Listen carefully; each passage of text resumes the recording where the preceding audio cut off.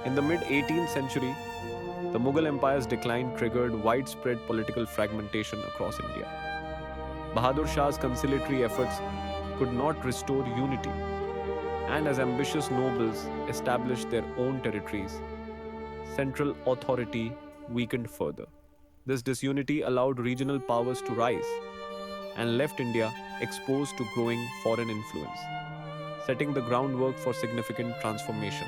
Modern Indian history, starting around the mid 18th century, covers the decline of the Mughal Empire and the rise of British colonial rule, which culminated in the Indian Rebellion of 1857. This was followed by the formation of nationalist movements such as the Indian National Congress 1885, the launch of the Gandhi led independence movement with events like the Non Cooperation Movement and Quit India Movement, and ultimately the partition and independence of India in 1947.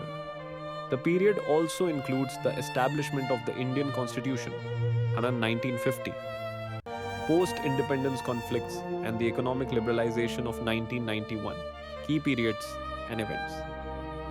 Decline of the Mughal Empire and British East India Company rule, mid 18th to mid 19th century. The weakening of Mughal power and the subsequent rise of European traders, particularly the British, led to the establishment of British control over much of India. The Indian Rebellion of 1857, a significant revolt against the British East India Company that led to the transfer of power to the British Crown. British Raj 1858 to 1947. Direct rule by the British Crown, marked by the implementation of new policies and the unification of the subcontinent. Rise of Indian nationalism and the independence movement, late 19th century, 1947.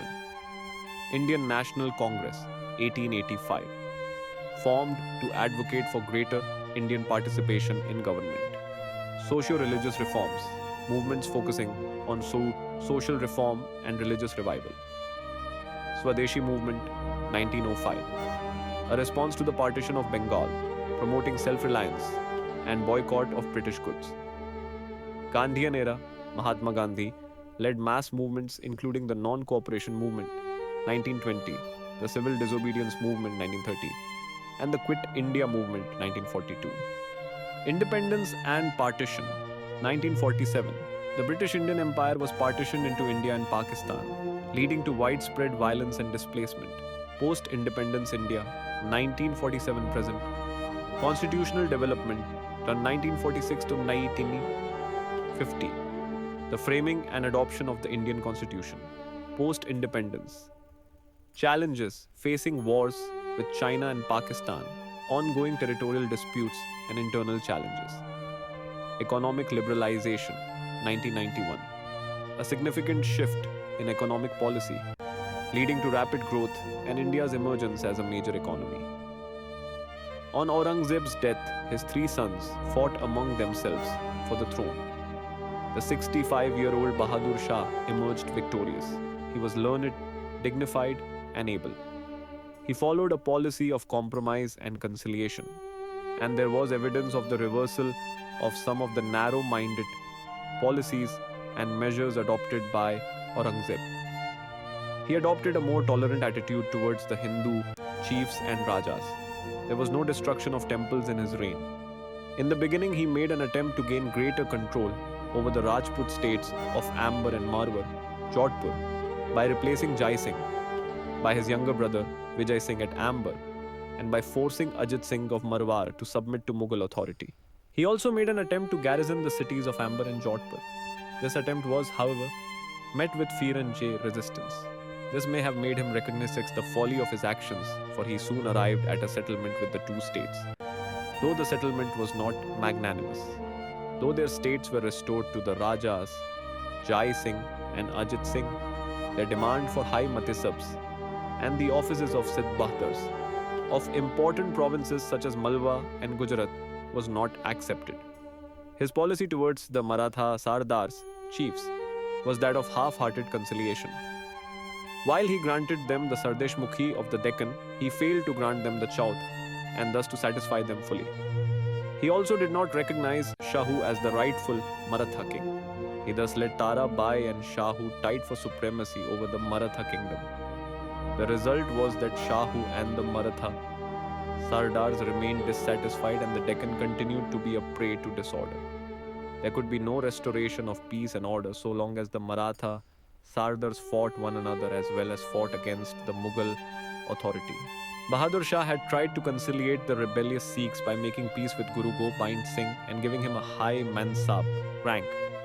But when after the death of the Guru, the Sikhs once again raised the banner of revolt in the Punjab under the leadership of Banda Bahadur, the emperor decided to take strong measures and himself led a campaign against the rebels, who soon controlled practically the entire territory between the Sutlej and the Jamuna, reaching the close neighborhood of Delhi. Even though he succeeded in capturing Logar, a fort built by Guru Gobind Singh northeast of Ambala at the foothills of the Himalayas, and other important Sikh strongholds, the Sikhs could not be crushed, and in 1712 they recovered the fort of Logar. Bahadur Shah conciliated Siha Tarsal, the Bundela chief, who remained a loyal feudatory, and the Jat chief Churaman, who joined him in the campaign against Banda Bahadur. Disgusted with the fickle-mindedness and suspicious nature of the emperor and the constant quarrels at the court, Nizamul Mulk, the most powerful noble of the time, decided to follow his own ambition. He had become the Wazir in 1722 and had made a vigorous attempt to reform the administration. He now decided to leave the emperor and his empire to their fate and to strike out on his own. He relinquished his office in October 1724 and marched south to found the state of Hyderabad in the Deccan. His departure was symbolic of the flight of loyalty and virtue from the empire. The physical breakup of the Mughal Empire had begun. The other powerful and ambitious nobles also now began to utilize their energies for carving out semi-independent states. Hereditary Nawabs owing nominal allegiance to the emperor at Delhi arose in many parts of the country, for example in Bengal, Hyderabad, Awadh and the Punjab. Everywhere petty zamindars, rajas and nawabs raised the banner of rebellion and independence. The Marathi Sardars began their northern expansion and overran Malwa, Gujarat and Bundelkhand. Then, in 1738 to 1739, Nadir Shah. In fact, contrary to the popular belief, the major weakness of the Mughal nobility during the 18th century lay not in the decline in the average ability of the nobles or their moral decay, but in their selfishness and lack of devotion to the state, and this, in turn, gave birth to corruption in administration and mutual bickering. In order to increase their power, prestige, and income, the nobles formed groups and factions against each other and even against the king. In their struggle for power, they took recourse to force, fraud, and treachery.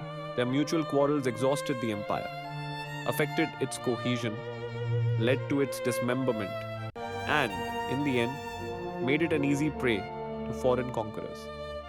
And the most guilty in this respect were precisely those nobles who were active and able. It is they who shattered the unity of the empire by carving out their own private principalities. Thus, the decadence of the later Mughal nobility lay not so much in private vice as in lack of public virtue and political foresight, and in its devotion to the short-sighted pursuit of power.